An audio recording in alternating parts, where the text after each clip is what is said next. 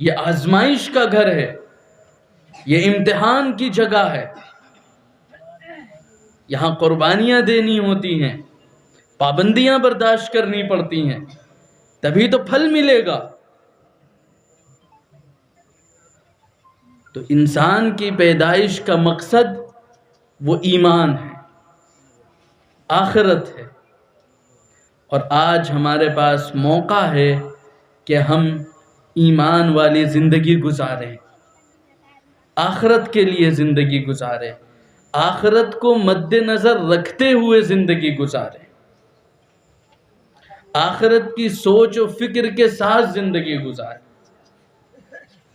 اور صرف ایمان کا مل جانا کافی نہیں ہے، اللہ نے ہمیں ایمان عطا کر دیا ہے، اب اس کی حفاظت کی ذمہ داری ہماری ہے،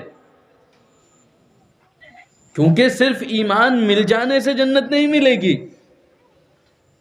بلکہ آخری وقت تک ایمان کو لے جانے کے بعد، خاتمہ ایمان پر ہو جانے کے بعد جنت ملے گی۔ خاتمہ ایمان پر ہو گیا تو انسان کامیاب ہے، اور خدا نہ خواستہ خاتمہ ایمان پر نہ ہوا تو انسان ناکام ہے، فیل ہو گیا، وہ امتحان میں پاس نہیں ہوا، اب ہمیشہ ہمیش کے لیے اس کو جہنم کی زندگی گزارنی پڑے گی۔ اللہ ہم سب کی حفاظت فرمائے۔ ہمارے اکابر خاتمہ ایمان کی اس قدر فکر کیا کرتے تھے کہ ہم سوچ نہیں سکتے ہیں۔ ایک دو واقعے بیان کر کے اپنی بات ختم کروں گا۔ حضرت تھانوی رحمہ اللہ کے بارے میں آتا ہے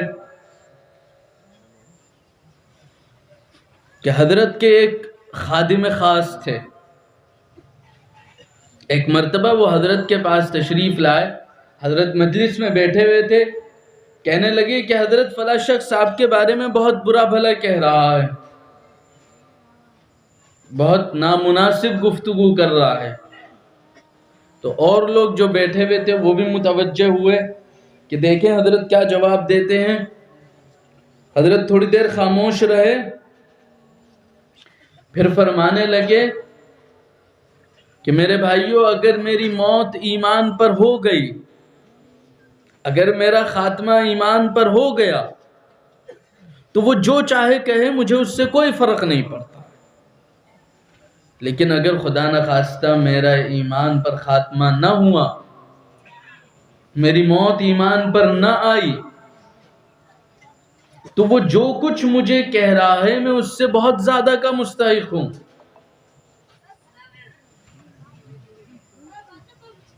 اسی طرح حضرت شیخ عبد القادر جیلانی رحمہ اللہ سے کسی نے پوچھا تھا کہ حضرت آپ اتنی محنت، اتنی مشقت کرتے ہیں، ہر وقت دین دین یہی سب کرتے رہتے ہیں، چاہتے کیا ہیں آپ؟ مقصد کیا ہے اتنی محنت مشقت کرنے کا؟ تو فرمانے لگے کوئی مقصد نہیں ہے سوائے اس کے کہ موت میری ایمان پر آ جائے۔ اسی طرح حضرت فدائے ملت رحمہ اللہ سے کسی نے انٹرویو میں ایک سوال کیا تھا کہ آپ کی زندگی کی آخری خواہش کیا ہے؟ تو حضرت نے فرمایا کہ بس ایمان پر خاتمہ ہو جائے۔ میرے بھائیوں، یہ وہ لوگ تھے جنہوں نے اپنی پوری زندگی دین کے لیے وقف کر رکھی تھی، زندگی میں کچھ اور کیا ہی نہیں سوائے اس کام کے۔ تو وہ لوگ اتنی فکر کر رہے ہیں تو ہمیں کتنی فکر کرنی چاہیے۔ بس دعا کریں کہ اللہ تعالی ہم سب کا ایمان پر خاتمہ نصیب فرمائے، ایمان کے تقاضوں کے مطابق زندگی گزارنے کی توفیق عطا فرمائے، آمین۔ وآخر دعوانا ان الحمدللہ۔